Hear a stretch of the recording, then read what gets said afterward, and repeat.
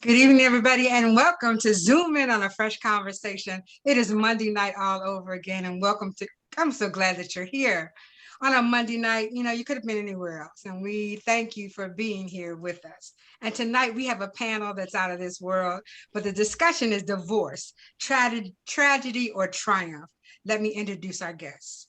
Toni Bonita. Hi, Toni. She's a retired librarian. Rose Cooper may join us later. She's a professional dental assistant. Gary Cooper, my friend and author of Shadow Dancing and professional cosmetologist.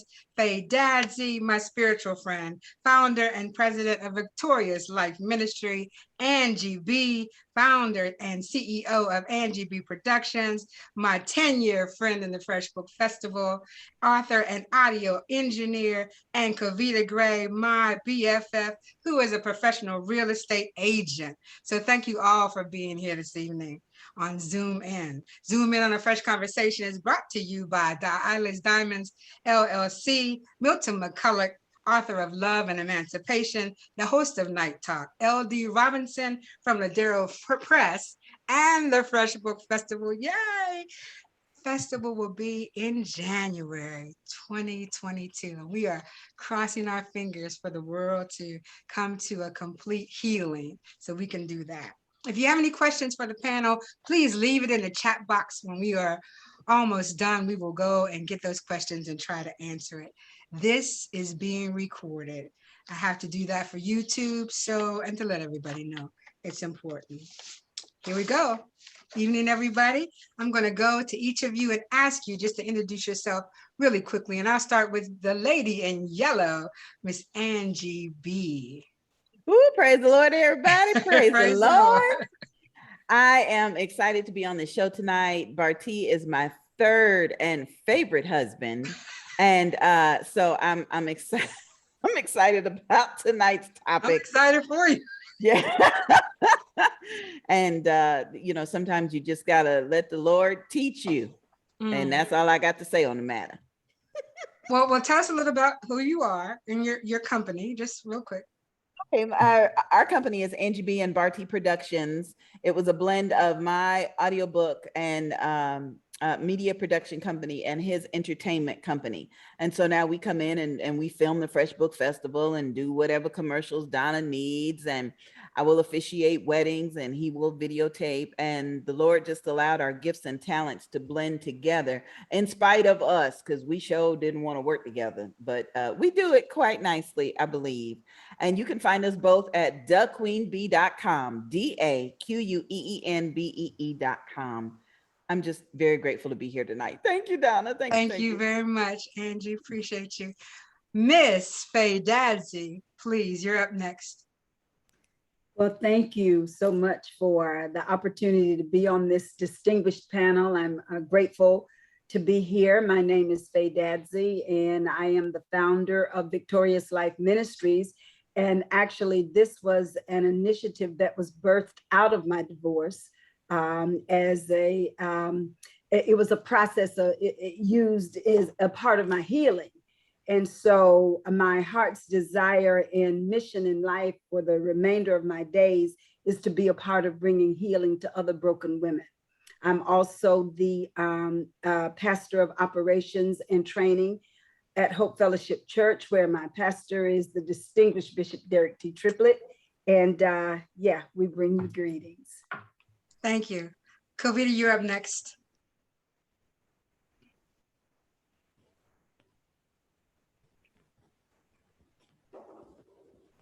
I'm sorry. Oh, hello, everyone. I'm happy to be here. My name is Covita Grey. Grey is my maiden name. So I was married as a Phillips, and I was happy to take the name Grey back again.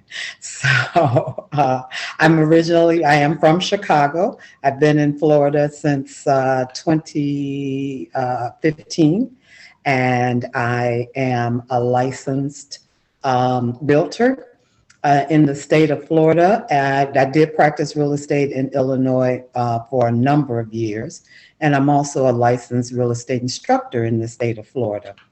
So I work for a builder at a beautiful model, and I am living my best life. Thank you very much. Mama Toni, you're next. Good evening, ladies and gentlemen. Thank you for having me. I'm Toni Robinson. Like you, Angie, I am living my best life with husband number 3. I love you guys. That's great. That's great. Until you get it right. Hey, it's what is it? 3 strikes you out? I made it. Right. I'm a retired educator. The second of 6 children came from educators. My hobby, my passion is reading. I love a book. I am considered a book ambassador, and that's my life now that I'm retired. Thank you for having me. Thank you, Mommy. Toni, it's so nice to, I don't know how we met, but I'm certainly glad the universe put us together. And thank you so much. My friend Gary, we have a long history. Thank you for being on this evening. Just tell us a little bit about yourself. Well, I'm originally a musician, believe it or not. Turn your mic up. We can't hear you. I'm originally, can you hear me now? Just a little bit. Can we hear you now? It's good. Okay, go ahead. I'm originally a hairstylist, a musician. And I moved from New York to Atlanta and here started a hair business. And so I became a hairstylist. And I ended up writing a book about divorce, but in another kind of way. So Yes. in short, that's my background right there. Right there. And his beautiful wife, Rose, had to work late tonight. She may join us, she may not. So we're going to get right into it. How many years were you married, and what was the pivotal moment you knew the marriage was over? Gary. Wow. I knew it was over the moment it happened. But they always say a man is the last to know when something's wrong in the relationship. That was me. I'm a prime candidate for that. So at that moment that it happened, that I walked into that bedroom, that's when I knew. Okay. And later on, you will find out what I'm talking about. All right. Thank you very much. Angie, the pivotal moment. Well, for the first husband, who is the father of my children, so I'm not going to talk too bad about him. It was when I was going to the church house and I thought he was at work. And the mothers of the church was like, I just saw your husband yesterday with some woman. Who was that? You know, when people start telling you, then you know it's time to go. For the second husband, if it was after my children and I had been in the domestic violence shelter a couple of times, and I was finally hospitalized. And one of the nurses came in and said, "Child, you too young for this."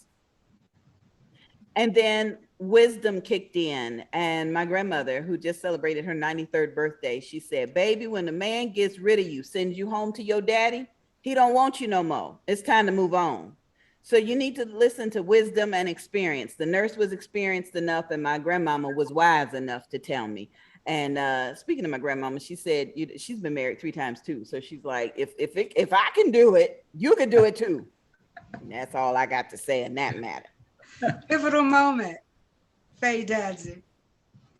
Oh gosh, there were many moments, but this is so interesting. I had come home from work this particular day, and there's a lot of lead in, but you're asking about the moment. The moment. Yes, I came home from work and he was home when I got there, and I walked in my house and he was sitting, we had an open floor plan, and he's sitting in the family room, and I walked into the kitchen and I said hello, and he looked straight ahead as if I was invisible, and he was deaf, dumb, and blind. And I said, today's the day. I went in the basement, got a suitcase, went upstairs, put some clothes in it, left, and never spent another night under a roof with him till this day. And that was 17 years ago. Wow. Wow. Pivotal moment. Covita. Well, I was trying to think. I don't think there was a pivotal moment for me. I think it was a series of moments. And so I eventually came to the conclusion that this marriage was not going to work. So at that point, I just began to make plans to leave. I did not leave right away. I had too many things to consider, and my children were young at the time. And so the wisdom of the Lord guided my steps. I made the necessary steps that I needed to make. And then one day he went off to the business, and when he pulled away, 10 minutes later, the moving truck pulled into the driveway. Understood. So, That's it. I didn't empty out the house. I didn't do that. Left him a bedroom set, left him dishes, enough dishes for him to cook with. And I moved. So, and took my children, and I was happy. Good for you. Mama Toni, pivotal moment. As a military wife, when he came home and said, I've got orders instead of we've got orders, all before it had been, we have orders. That means the military was packing us up and moving. And I said, I can't go with you. And he said, I'm going to Korea. Came back, and I knew when I picked him up at the airport that this was not the man that I had married all those years ago. That was the first time. The second time, I'm such a romantic. I wanted to be in love. So I didn't take time to ask God or to pray and think. I just read the 1 John blow came along without finding out about him, only to find out a year or so, a couple of years down the road, that he was alcoholic. When he raised his hand to hit me, I said, "Folks, it's time to go." Yes. And that was, so it lasted, as my grandmother would say, as long as Pat stayed in the Army. He pitted right in and I patted right out. But now I've been this 30 years and I couldn't be happier. Oh, nice. Good. Nice. 3 times the charm. I'm a little old. I don't know if I'll make it to 3 times, but 3 times seems to be the seems to be the charm, right? So once the pivotal moment happened, did you automatically decide to divorce, Faye? Yeah. I knew that this was not a temporary situation because of all of the infidelity, all of the lies, all of the disrespect. I mean, so this was 15 years of the same, same soup warmed over. So there was no need to separate. It was done. He wanted to be married and live single. And you can do that just not being married to me. Mm-hmm. Right.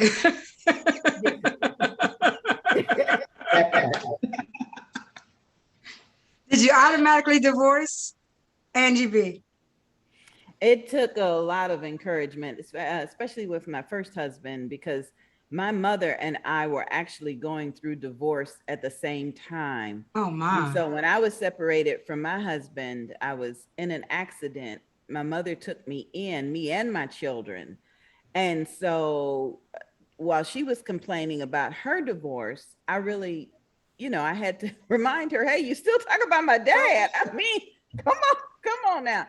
And it took a minute the first time around. It took a minute. Thank God for legal advice that basically said, once a military man is gone, they gone, and the second time around, it took some bruises and some hurt, and spiritual counsel was not there for me at the time, or should I say religious counsel was not there for me at the time, because their whole thing was, well, the woman sets the tone of the house. So if the house is off, it must be something with you.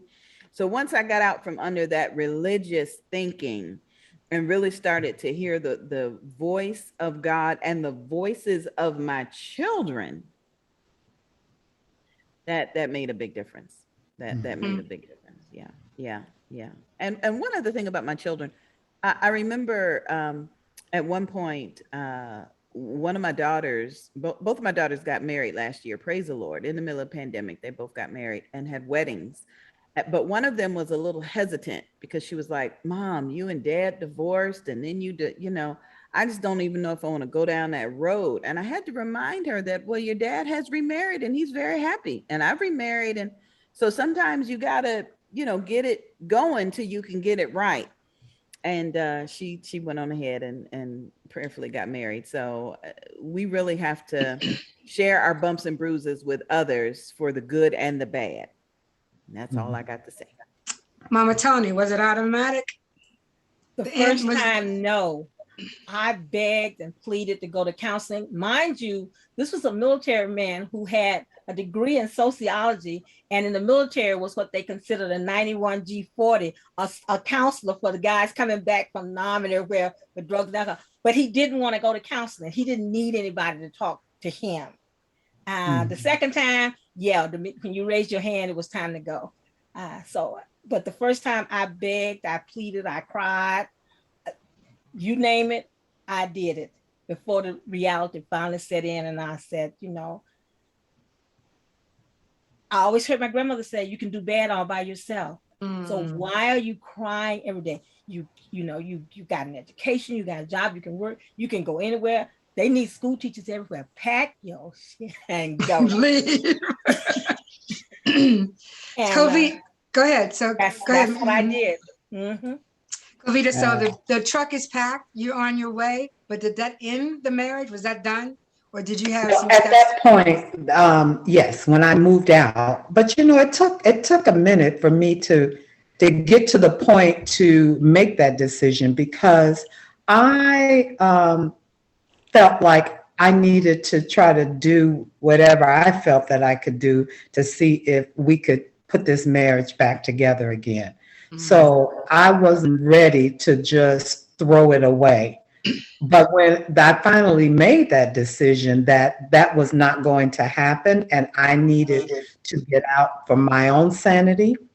And then I didn't want my children to be raised in a household where there was dissension. I mean, my parents, well, you know, my dad just died last month and he was 93. My parents were married for 67 years. Now, I didn't go into my marriage thinking that I was going to stay married, because now that I think about it, I don't think I even loved my husband when I married him. And I went into the marriage, I mean, seriously, I went into the marriage thinking, well, this may work, it may not. My husband was a salesman, so he sold me on the idea of it in the first place. But I grew to love him, though, after the marriage. And so I wanted to put my all in. But the short answer is, after I left, no, I didn't divorce right away, because I actually used it as a crutch for other relationships. I think I was using it as my protection. I can't get too involved because, you know, if this relationship is not going to really go anywhere, because I'm still married, you know, that kind of thing. I finally, when I decided to buy another home, then I was like, okay, I need to cut these ties, because I don't want him to have any rights to my property. So that's when I actually filed for divorce. So, yeah. It never happens. It never really just happens. It is a sequence of things that happens in your life, so except for Gary's. And Gary, we'll talk about his a little later. But Gary, at the moment that it happened, did you automatically get divorced, or did you do counseling? You're muted. You're muted. Can you hear me now? Yes. Okay. Now, in the beginning, I didn't know what was going on, because I was so blindsided that I didn't understand the depth of what was actually going on. And so therefore I was still, just like most people in marriage, they figure, okay, my wife is just going through a little thing right now, so maybe we can work this out. So it took a moment, but once the end came, boy, did the end come. Boy, did the end come. It really came. And Swift. Yeah, it just happened so fast, and I was blindsided, you know? So yes, was no coming back from that. And so, Toni, you got married during a time where you didn't get divorced, right? That was like taboo. Yeah, because so how hard was it for you to make the decision, even twice? I know your family was looking at you like, what is wrong? The second time it wasn't hard at all. The first time it was really hard, because my mother was a firm believer in what God has put together. Let Oh, no wow. man put asunder. And if she said that once, she said it 3,000 times between point A and point B. Also, his mother was the same thing. And the bottom line was, I really, truly, truly loved him with every ounce of my being. Wow. I wish that we had waited, but it was the height of the Vietnam War. He got a draft notice, and we decided that we didn't want him to go to the military without us being married. Mind you, he'd already graduated. I still had 2 years left in college, you know, to go. So it was, man, and I loved him with all my being. We're all adults here, but this is what I will tell any young girl now. Don't ever marry a man who's never had a piece. Because when they get out there and find out that what they can get it for anybody else for free, they lose their mind. And then you come in and I married a man who at 22 was still a virgin. I wasn't, Wow. okay? I wasn't. I was that fast little girl who was in college doing all them things that she shouldn't have been doing. And I own up to it. But I got tired of Sally, Sue, Jane, and and then I found out later that there was an outside child, it was just a lot of things. But even at that, I still wanted to go to counseling. I wanted to save my marriage because I actually honestly loved him with every ounce of my being. Wow. Wow, that's right. Yeah. Thank you, Mama Toni. Faye, so you were married in the ministry. Mhm. How hard was it for you to make the decision, considering those obstacles? You were in the ministry, he was in the ministry. That had to be tumultuous. It really did. It was very difficult, and all of the emotion and trauma and pain that goes with being betrayed and that whole thing. But in addition to all of that, I was leading the women's ministry. He was he was leading the men's ministry at the church, and and so, but I came to a point where living a lie was just no longer an option. It just, I could not in good conscience it didn't, so I got to a point where it didn't matter what anybody else thought. It was, I had no peace with God because I was living a lie. And so my decisions weren't motivated to hurt him or to shame him. It was to free me from the bondage of being the biggest hypocrite in Elgin, Illinois at the time.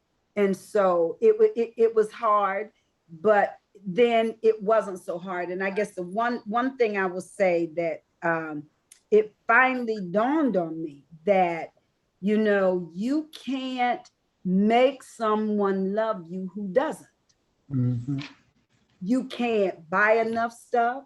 You can't have enough sex. You can't cook enough meals. You can't take enough trips. You can't do enough. When it's not there, it's not there. He did not want, we were not on the same page. He did not want out of a marriage what I wanted, and there was no changing that. And so you get to a point where you have to be okay with not being okay. Being in the ministry, he had a certain machismo, right? Just being part of the ministry. Did he ever say to you, I don't care whether you don't like it, we're staying together because this is what we need to do to make it? No, he got to a point where, he, I tell people, it's funny, and this is, I really shouldn't say this, but I will. But ugly preachers who can't preach can get women. Oh, well, I don't know what that is. There is some mystique. The power. And I could write the book and tell you, honey, get over it. But yeah, so pulling women was not an issue. wow. And Ugly preachers. Say that again. Ugly preachers.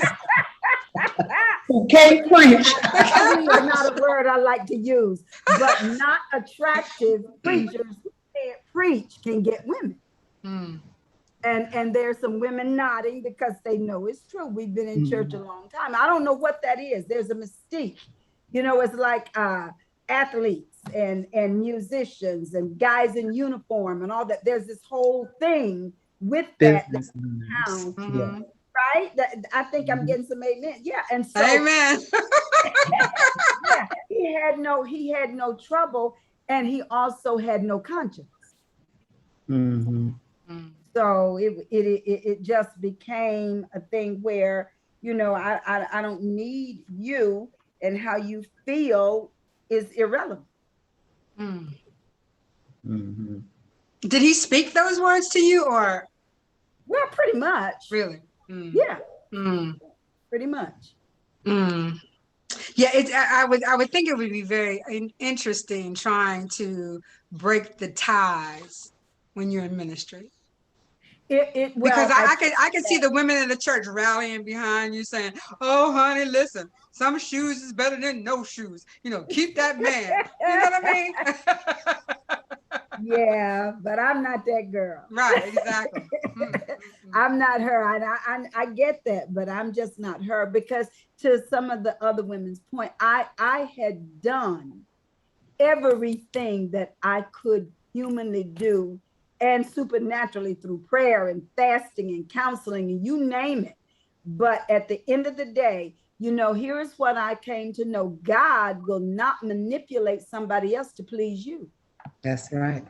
Say it again.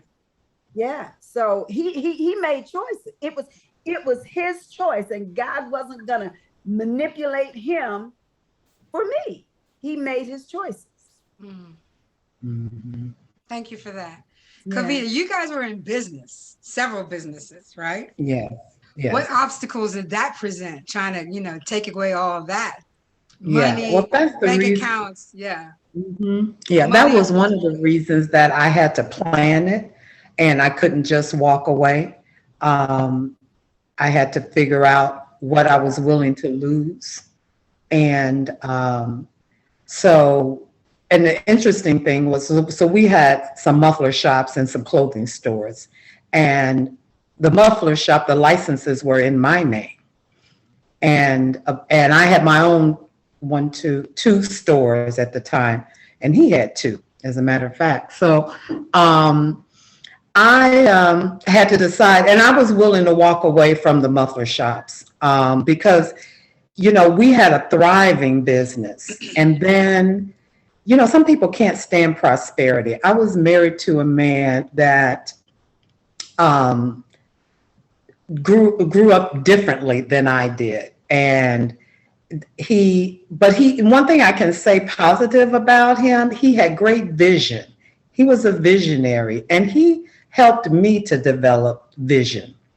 And so that was a positive effect that he had on my life. And however, you know, when you reach a certain status, or people think they're in a certain status, whether you've reached it or not, in his mind, he was there, you know, then you feel like that means that you're supposed to play golf on Sundays and have a mistress, you know, and but see, he had a mistress who wanted to walk in my shoes. And so he thought he was just playing around. But she wasn't playing, okay? So he revealed our lives to her, and she decided she wanted that life. So what did she do? She got pregnant. But in making the decision, he had, you know, I said, God don't like ugly, and he ain't too fond of pretty. So he had pushed me out of the business. Literally, he didn't want me, and I'm talking about the muffler business. I helped to start the business, to build the business, and then he wanted to take it over and run it. That's because he didn't want me around. Women are attracted to men who are in business and power. You know, they see it as a power thing, you know, so they find that very attractive. Now, and he was an attractive man as well, you know. However, I allowed him to do that. And so consequently, we had two stores, and it started falling apart. you know. He was too busy, being that guy that he wasn't watching the business. And like I have said to you before, when you have a business that's bringing in cash, money, everybody thinks that it's okay for them to dip in the till. Okay. And suddenly, you're going from X amount of dollars to a month to X amount of dollars a month, and so he ran the business into the ground. So I was more than willing to walk away from that. And I kept my stores. And then, I did some planning because even in my business with the clothing stores, they were profitable, but it was getting harder for me to make the same kind of money that I was making in the clothing business. The clothing industry began to change. A lot of discount stores began to pop up. People got in trouble with their credit cards. So when I got to the point where I was seeing more clothes in my layaway, staying, and people taking longer to get them out, then it was like, it's time for me to do something different. I went back to, at first, what did I do? My children was used to traveling. I was determined not to be that woman that divorced and then went into poverty. Okay, that was really important to me, that I lived the lifestyle that my children continue to live the lifestyle that they had become accustomed to. And we did things like travel and so I went to work for the airlines, and that gave me great benefits. It gave me health benefits and so forth, because we were paying for benefits out of our pocket, and it was very expensive. So I went to work for the airlines. I sold real estate part-time, and I went and bought a timeshare. So I did all of that. And then I planned I left and I moved, and I took care of it like that. So it was a process, but I got through. Definitely a process. How long do you think it took you? A year, 2 years to get it all done? Actually, it probably took me a year before I really was ready to release it. I began to kind of move in that direction, but did not make definitive. And I go back and think about it when you ask when the definitive thing was. I think it was, I took him because, again, I was trying to see if we could save this marriage. I took him to the Bahamas, okay? And I think when we were in the Bahamas, that's when I realized that this marriage is over. There was no connection. There was just no connection, that was gone. And he was an arrogant man, and so I was determined to be successful, okay, in spite of him, and then he ended up the one needing me. Okay, so it's funny how the universe works, right? Yes, it certainly is. And he told me that before then about how I needed to do this, that, and the other in order for me to make it, because I wasn't going to be able to do without him. Okay, I'm a Capricorn. What can I say? Thank you for that. So, Gary, turn your mic on. Can you hear me? Yes, can hear you now. So Gary has a book called Shadow Dancing. And just tell us, we don't want the whole story because we want people to buy your book, of course. But that pivotal moment, we don't really need to know the history because the history is the story. Right. But tell us about the walk up the steps. Okay, the walk up the steps, which is the main focus of the book, me walking up the steps that morning. The first week, the last week in September 2004, walking up the steps, because that day I was in the salon and I noticed my wife was getting into the salon later and later, every day, later and later, to the point that she was getting in 1, 2 o'clock in the evening. But this particular day, there was a hurricane coming. And so it was going to, and on the news kept saying things like, look, the later it got in the evening, the worse the weather is going to be. But for some strange reason, a lot of my customers wanted to get their hair done before. I don't know what it is about black women in hair, but they wanted to get their hair done before the hurricane. Before the hurricane. And I remember leaving that morning and telling my wife, look, this morning you have to get there early because I have to get home and put the storm shutters up and stuff like that, you know. And 10 o'clock came and 11 o'clock came. I called and go, look, you need to get here because, you know, what's going on? And she was like, I'm paying bills and whatnot because after the hurricane, we might have a problem with banking and internet and getting money, and so, all that. Yeah, so I end up saying, look, our assistant Tasha, I told her, I said, look, if any customer comes, tell them I just had to leave. And I went home. And when I went home, I walked up the steps. And when I got to the top of the stairway, I sat on the bed because my wife was on the phone. And she's just on the phone. And so I sat on the bed because I thought she was talking to, you know, bill people and stuff like that. And all of a sudden, she put the phone to her chest and said, yes, can I help you? Which is strange to me. And so I said, is that a private conversation? And all of a sudden she was empowered. She said, yes, yes, it is. I said, holy, who was that on the phone? Because I thought it was kind of strange. It was just not normal. And she said, look, I can have friends whenever I want to and blah, blah, blah, all this kind of stuff. And so by this time I realized she had her cell phone, but I noticed the house phone, the landline was sitting on the nightstand. And so I picked up the nightstand and she hung the phone up. And I said, who was that on the phone? Because I'm trying to figure who is this on the phone that have you all empowered and talking crap all of a sudden. I mean, it just was out of the clear blue sky, you know. It was bizarre to me, you know. And so I did Star 69. You guys are too young to know about Star 69. Oh, no, we all know about Star 69. We all I did know. Star 69, the number went back. And then I noticed, I recognized the phone number. And when I recognized the phone number, then it all came to me. I understood. Uh-oh. I understood. And it's just all these pictures just started coming back into my mind. So, but sitting here talking, listening to the women here, I realized that women go through divorce a lot different from the way men go through divorce, you know? And I mean, it was but I also realized as a man, there are tricks up women's sleeves that they have that men don't have. And you know what I mean, Donna. And No, there are things, I'm not sure. I'm kind of lost. What do you mean? I'm not sure. Go ahead. Okay, think about this now. When that happened, you would think that I would be screaming and going crazy. The way I'm talking to you guys now is the way I was talking then when I realized what was going on.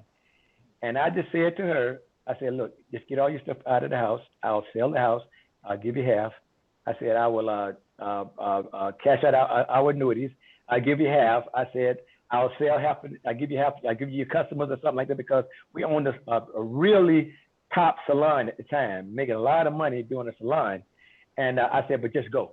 And she said to me, I'm not going anywhere. I'll show you. And she went out and she went out the door and went down the steps.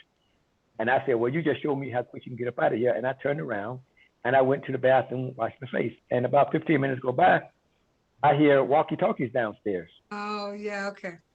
You understand? And so when I walked to the stairway, I looked downstairs and the police are down there. And I'm puzzled, you know. And I walked down the stairs and no, I didn't walk down the stairs. I stood to the top of the stairs and the police said, Mr. Cooper, I see you have a problem. I said, yeah, you need to tell her to get up out of here. And he said, well, that's not what Ms. Cooper tells us and come down. Do you have any weapons? No, I don't have any weapons. Can you come down and talk to us? I said, yes. So he said, Ms. Cooper said that you beat her up, which I was shocked. I go, is there anything on Ms. Cooper that would suggest to you that I did anything like that? Because I figured, you know, I'm pretty sure I could take her, you know, I'm pretty sure she'd have a few bruises, some torn clothes or something, you know, that would have suggested I did something like that to her, you know. But I realized then that all it took was a woman crying and put on an Academy Award show that I end up in jail for domestic violence. It never happened. So I ended up having to go to court. I was found not guilty because they tried to give me a plea agreement to say, hey, look, we'll give you anger management and 6-month probation. I said, no way, because I didn't touch her. And I went to court with jury selection and the whole thing, witnesses, and I was found not guilty. But just the fact that they'll do that based on a woman crying, no bruises, no torn clothes, no nothing. And so that's why I say women go through divorce a lot different than men, you know? Yeah, I mean, if a woman wants to weave a web, Yes, she can. Yes, she can. Yes, She she can. She can weave it so that it's very hard for you to get out of. You are absolutely right. I didn't even think about it Yes. at that point. Yes. Yeah. Yes. So Angie, Yes, dear. you've been married several times, but what Uh-huh. lessons did you learn about yourself in the process of divorce? I learned that you have to be, now I was born in 65. I had a very strong mother. I mean, she worked, she volunteered, she was head of this organization, that organization, you know. So I kind of grew up knowing you had to be strong, you know. And through all of this, I even remember when I divorced my children's father. I remember he may even say the pivotal moment for him was when I looked at him and all this strength and said, I don't want you, I don't need you. And from that, I learned that everybody needs to be desired, everybody needs to be wanted.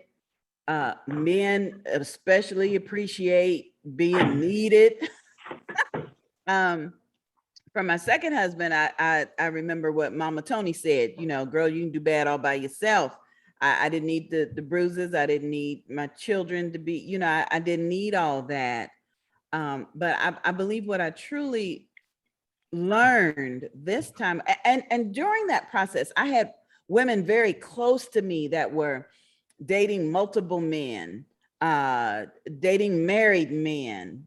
You know, it was all around me. Like you said, Donna, some shoes is better than no shoes. Yeah, some shoes is better than no shoes. Yeah. Like, who says that? Does that? Yeah.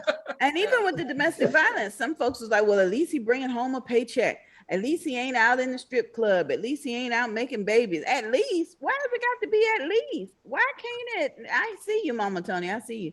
But what I did learn was submission. Obedience is better than sacrifices in the Bible. And in this case, God told me to submit.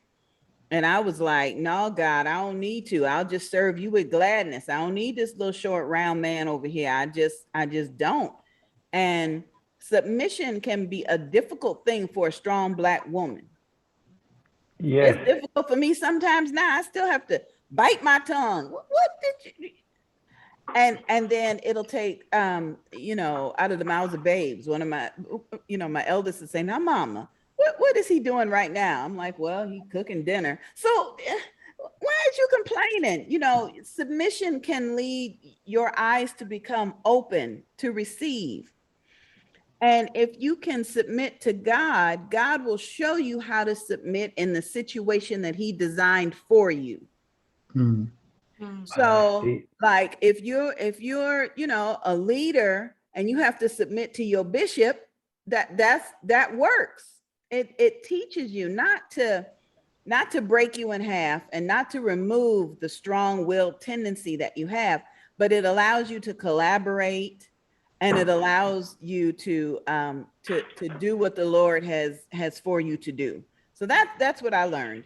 My first marriage, all I wanted to do was be married and have 2 girls. I didn't know that I could serve the Lord. My second marriage, I wanted to learn to hear from God by any means necessary. But now I think through submission, I've found it all. And I've learned so much more about myself that makes me such a wonderful partner in any sense.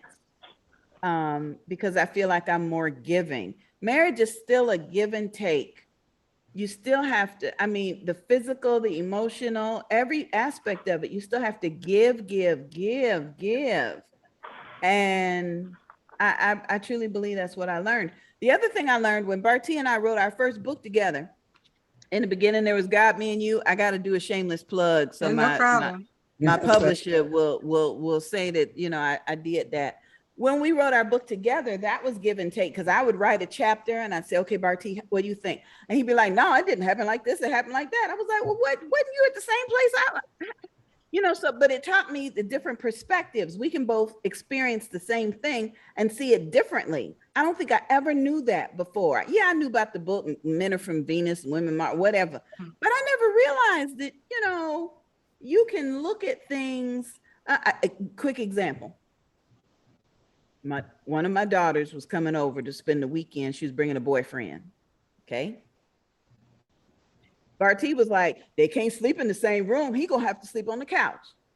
And I'm like, well, your son brought his girlfriend over and now they got a baby together and they ain't even married. You know, I just went off. And Barty had to look at it and be like, oh, yeah, I guess you're right. And I couldn't understand why he couldn't have seen that in the first place. You let your son, you know. He's a son, he's a man. Yeah, but you ain't gonna let, you know, and we're not even gonna talk about, you know, what has resulted since then, but, you know, same situation, we look at it differently.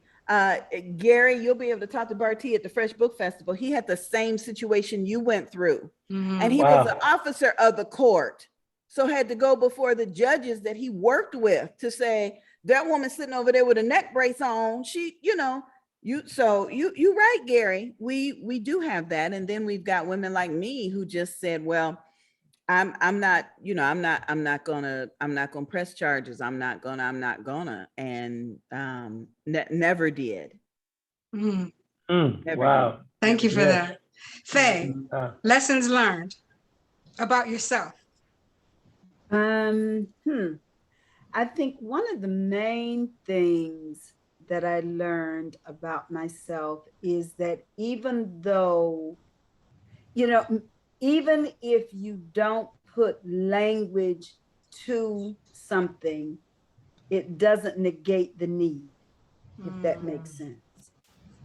And sometimes you don't say it verbally because it might create static or whatever. But if it's a core value, if it's a core need, not saying it doesn't make it go away. It's sort of like saying, if you have cancer, just don't talk about it and you'll be healed. It's the same thing with your core needs. Not saying them doesn't mean they go away. I think that's one thing. And so I would always try to, you know, keep the peace, because some of the things that I needed or wanted or expected would always create tension in the home. And I guess the other thing that I learned about me is that I needed to really know what my deal breakers were. And that kind of brings us to the other question, so I'm gonna give it to you right now. Okay. So your rules of engagement have changed, right? So let's talk about that. Let's talk about things that you will not consider in another relationship. Right. Well, for me, you know, the other thing, and when I got married to Stephen Dadzie, he was a minister already. And so for me, I kind of equated that title with a commitment. And I didn't understand that you can be called something and not be it. So, yeah. So, so for me now, I would need to really know that you mean what you say, that, and not just verbally, but your life exemplifies what you say you really believe. So that's one. I guess the other thing that the rules of engagement, if you ever lie to me and I know it, it's a wrap. It's a wrap. Wow. It is a wrap.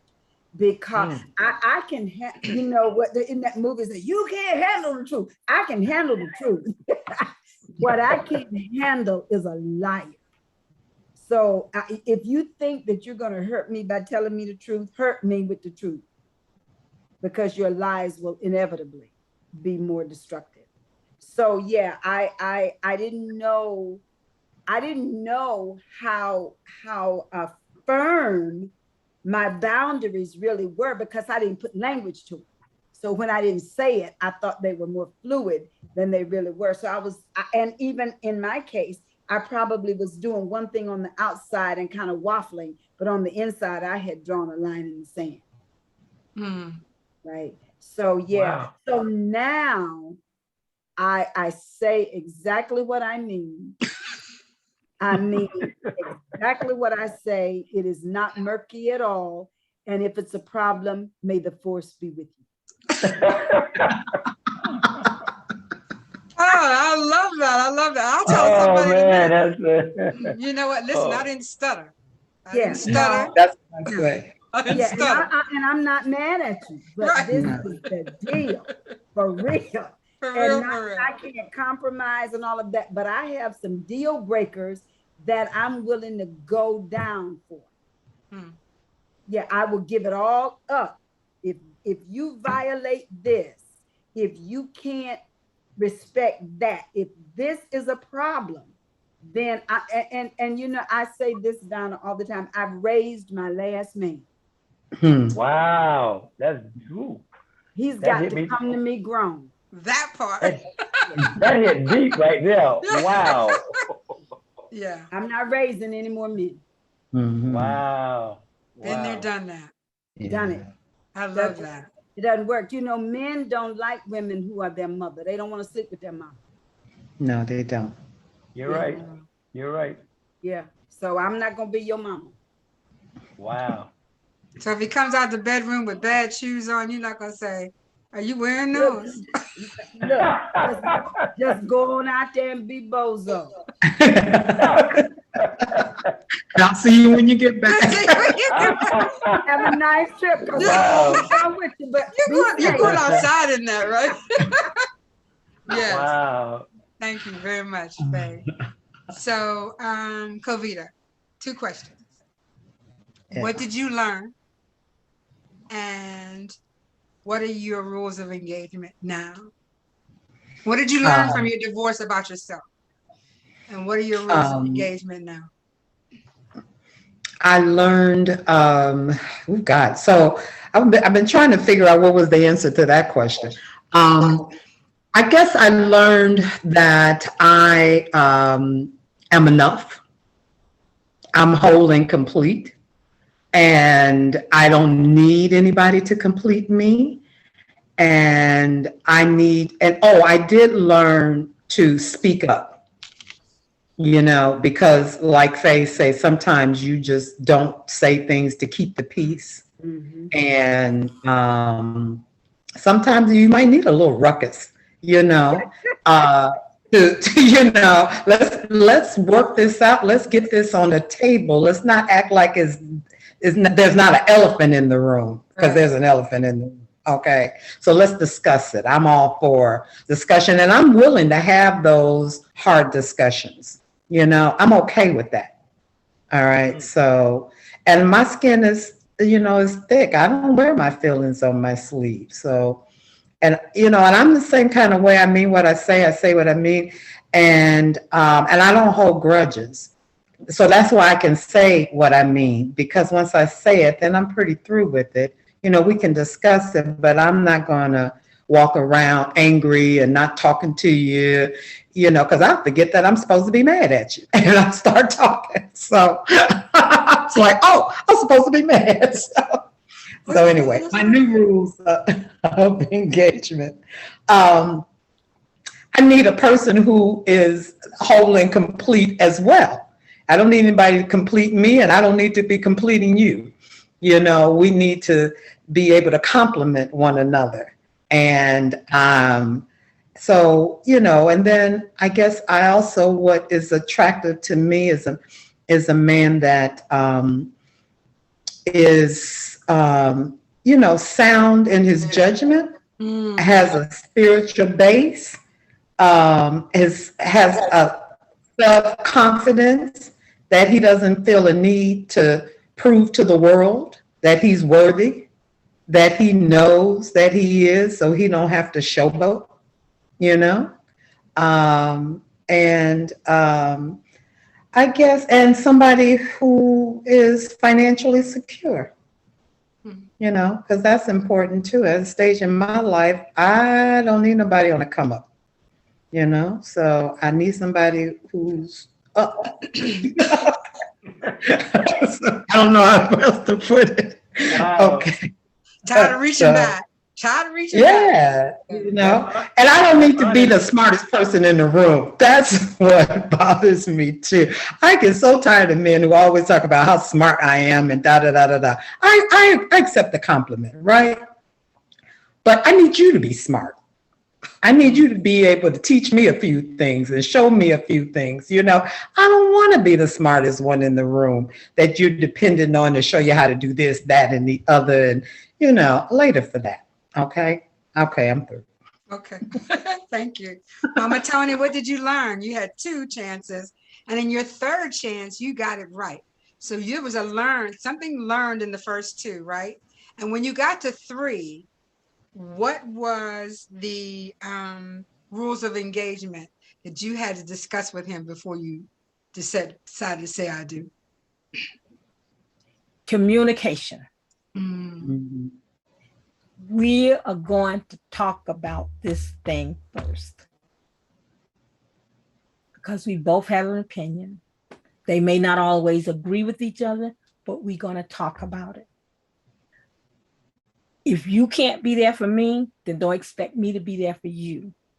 We're going to be there for each other. This is a 2-way street. Mm-hmm. The road runs both ways, left to right, right to left, north to south, east to west. Doesn't matter, but somewhere in the middle, we've got to come together. And that's what I found in this relationship. Did you discuss that before you said I do? Yes, I Okay. am. Oh yeah. We had some serious conversations. But we do it together. And that's where. And I also learned that no is a complete sentence. Yes. Mm-hmm. No is a complete sentence. There's no, if I say no, it's no. There's no, if you stick a fork in it, it's done. Is that a no that you 360? Now, sometimes you can say no and not do the whole. It depends on the situation. Okay, yeah. On what it is. Mm-hmm. Depending on what's going on. No is a complete sentence, and it's over with. And somebody that's there for you 99.9% of the time, all of the time, and not just when it's convenient, which is what happened in the previous relationship. It was convenient. It was convenient. But I will say, Cooper, you talk about, but men make mistakes.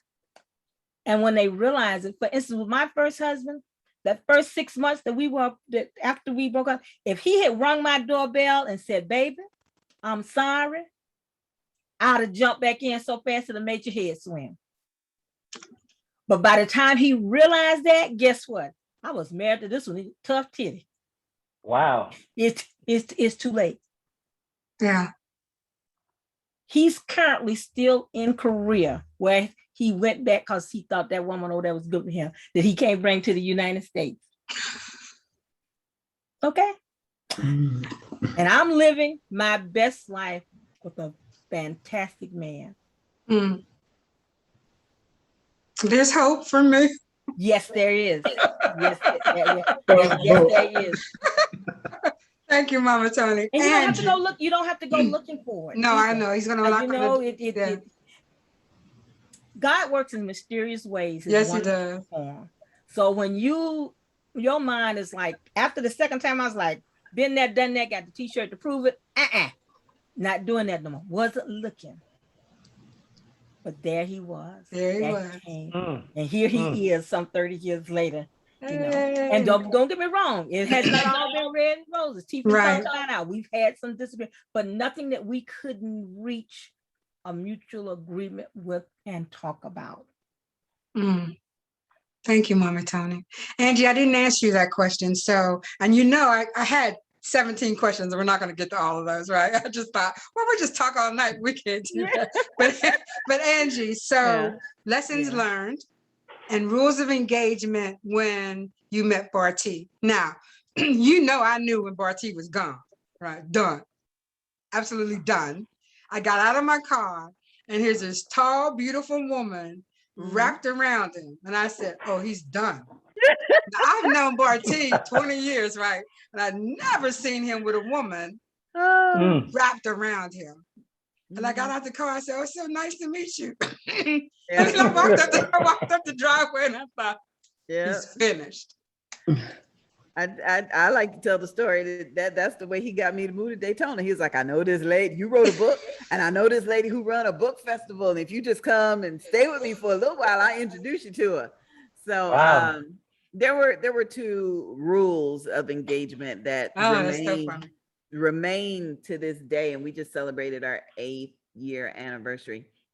Barty said to me, if you cheat on me, I'm done. You ain't even ain't even no conversation. I'm done. And I'm looking at him like, what? But okay, that was his rule.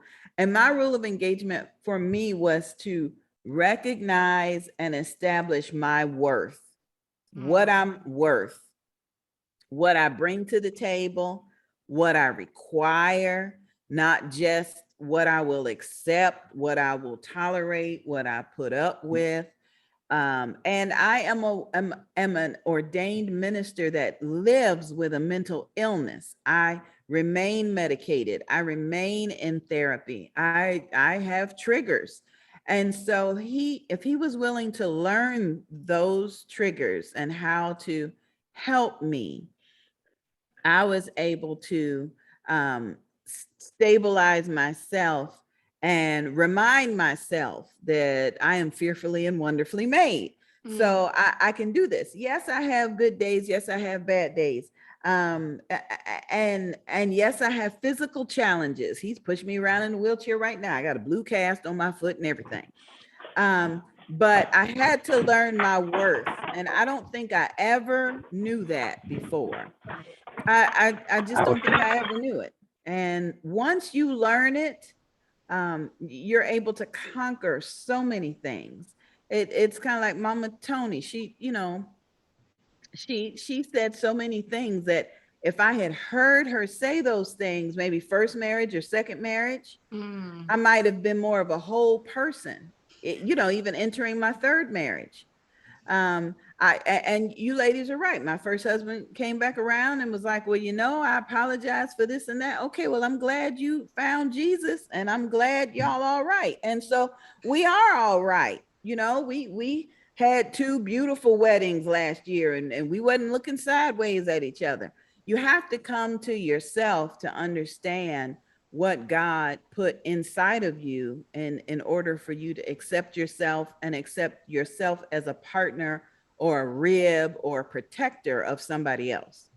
I think that's the beautiful thing about marriage and understanding and forgiveness. You've got to, I think the rules of engagement just have to be laid out on the table. Okay, this is who I am. I talk about that in my book. One of our very first date, I took off my wig in front of Barty. I was like, these false eyelashes come off, this girdle come off, this wig come off. You need to know I got alopecia and I get these hot flashes and you so those are the rules of engagement for us. And again, we talk about it in the book. You have to lay it out on the table. And I think that's what happens with young people. I don't want to say young people because I know some old folks that do it too, but some folks that just date for years and years and go on vacations and buy houses and have children together and build whole lives together without the covenant of marriage.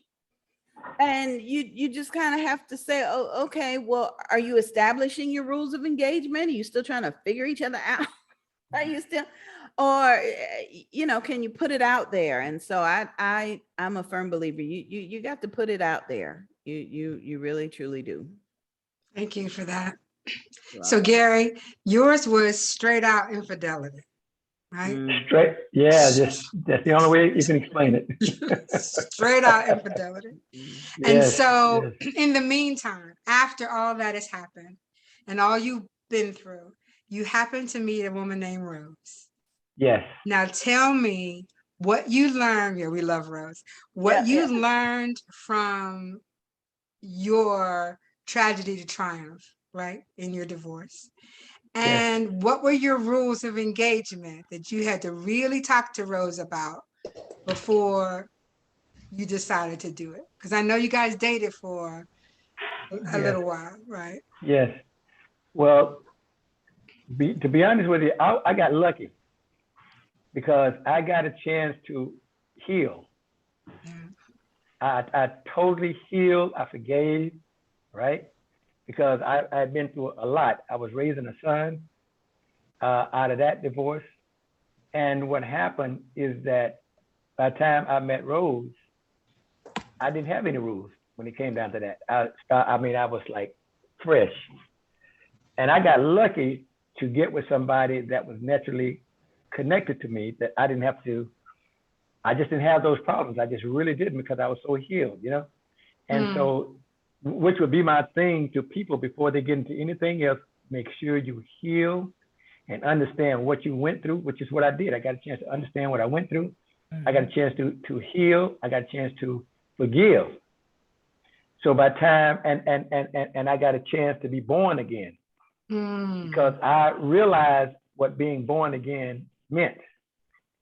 I mean, I was stripped bare, and I had to build my life on a different set of principles. What you say? Stretched out wide. I was wide open, just like this right here. You know, I didn't. Because you have to remember, because because my wife took all the money out of the bank. We had a nice house, a nice business. I lost all of that, so I had like $200 and something to my name. Serious, $213 to my name. So what happened? I got a chance to see God go to work and build my life.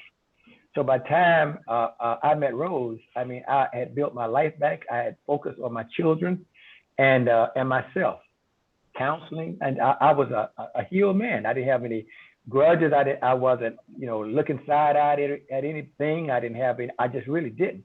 Matter of fact, when I met Rose, we had known each other for a year before that, and it never crossed my mind. And so I can truly say that when I met her, I was a healed man. So I tell everybody, when you go through a divorce, heal, forgive, and understand exactly why and what you went through. And then that has a lot to do, and that'll be your answer to what you should proceed with. Because what happened, the universe will normally send things and people to you to connect with, and that's what happened to me. So that's the best advice I can give people. Don't try to rush into things. Take your time, heal, forgive, and understand.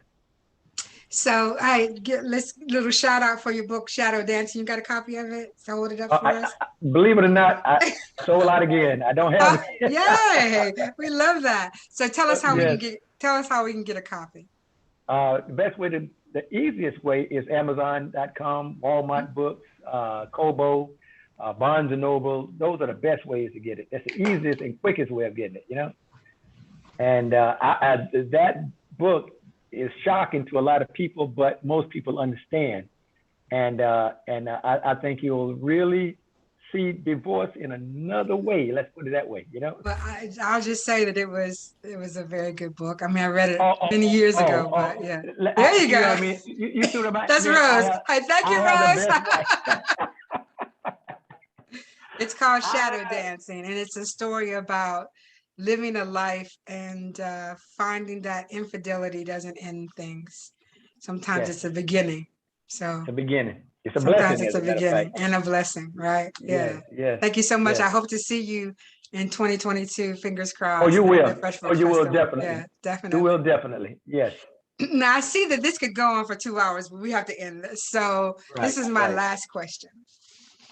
My last question to the panel is there anything else you want to share for people who may be in the midst of it? And then I need you to leave me with a pearl of wisdom. Mama Toni, is there anything else you want to share with the panel or with the audience? And I need you to leave me with a pearl of wisdom. To thine own self, be true.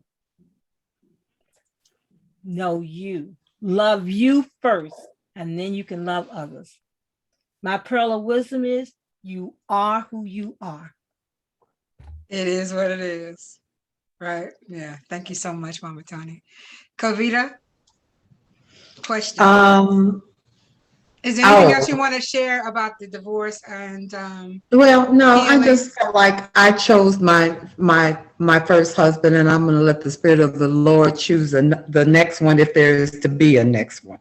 Okay, so, and then I'm sure it will be successful. I think that, I walked around with a victim mentality for a while in the beginning because I was so hurt and crushed. And I had to come to the conclusion that I was not a victim, that I had to own my stuff, that I had to take some responsibility for the marriage. Now, I couldn't change him or who he was, okay? And that marriage was not meant to last. So, but there's some things that you learn as you get older and wiser that you could have done differently, And I would just say,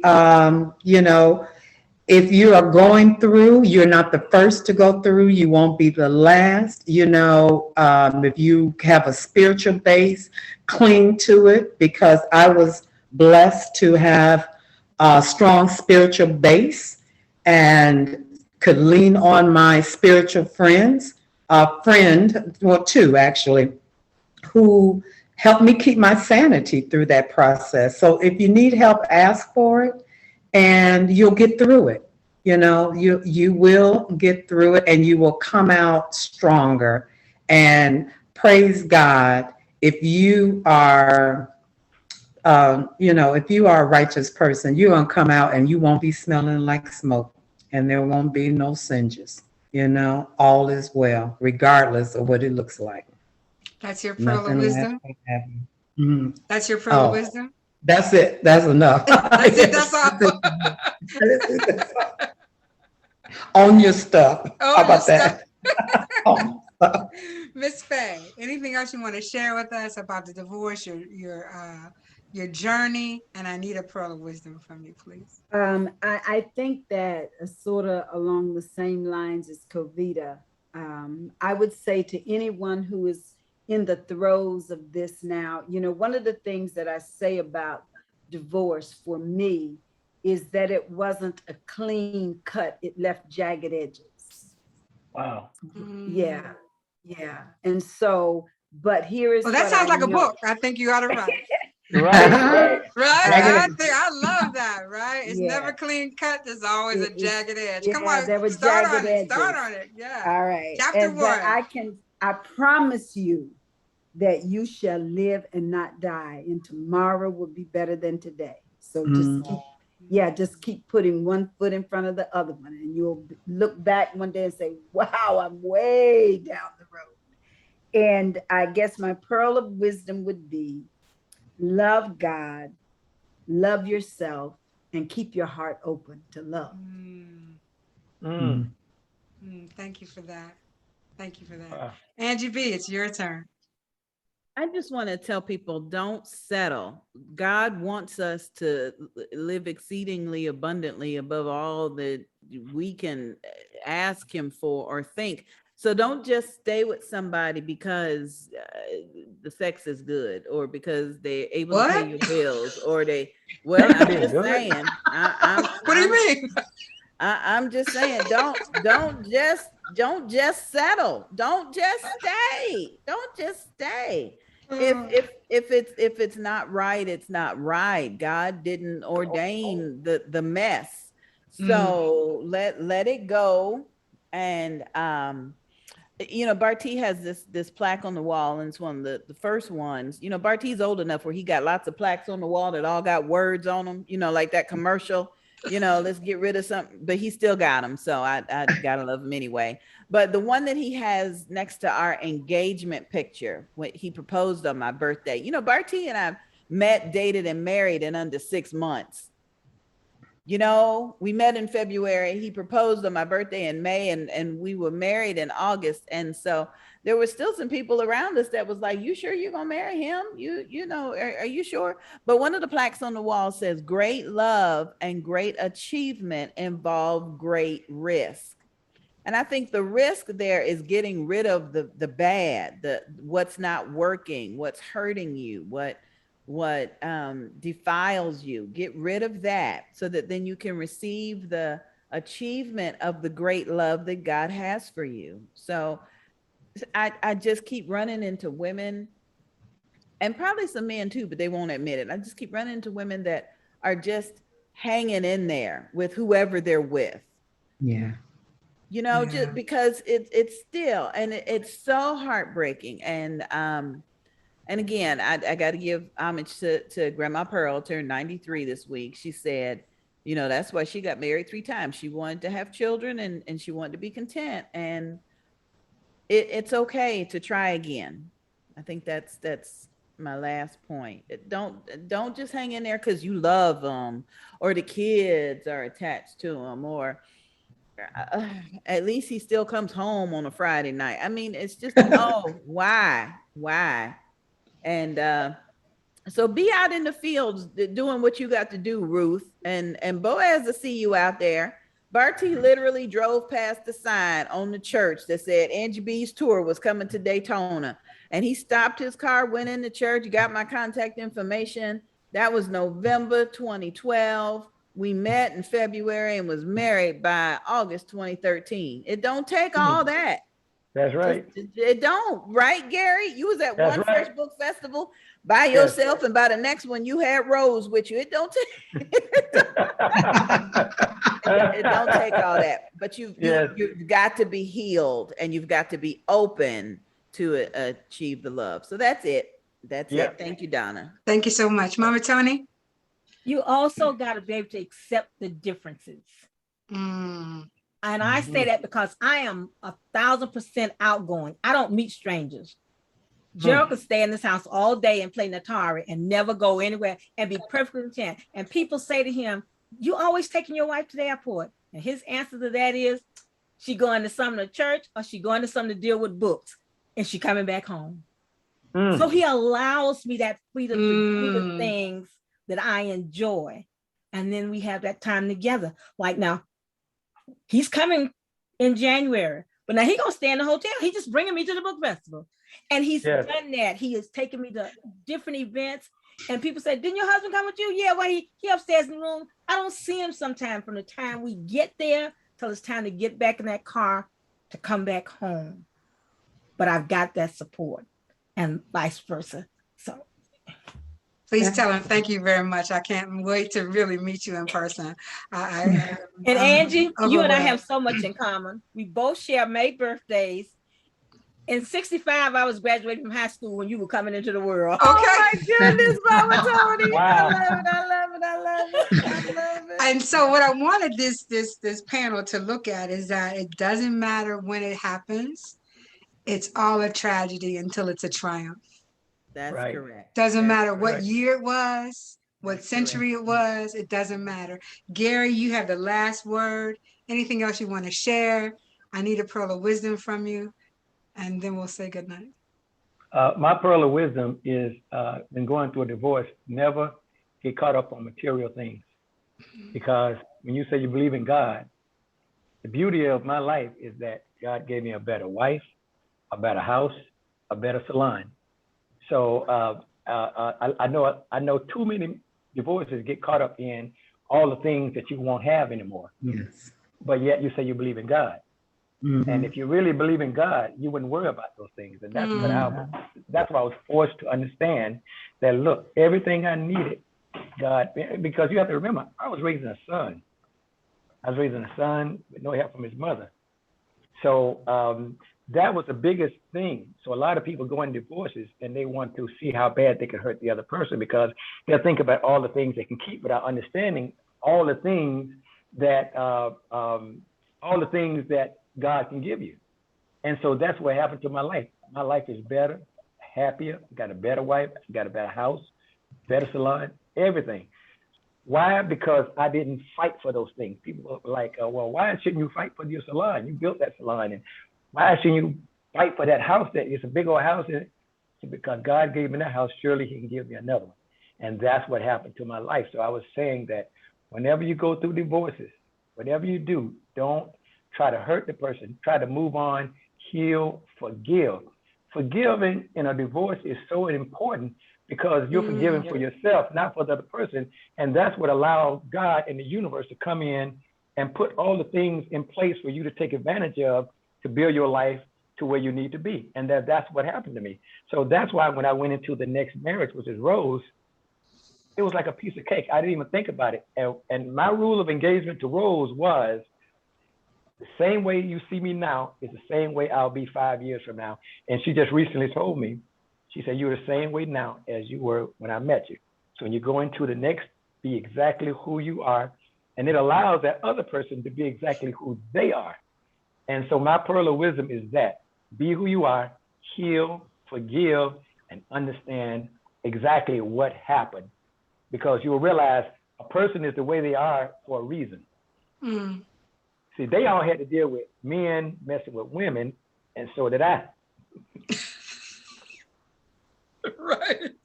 That It's was a whole dynamic to divorce. So with that, I say, follow those things. I'm telling you, you have a happy life. Trust me.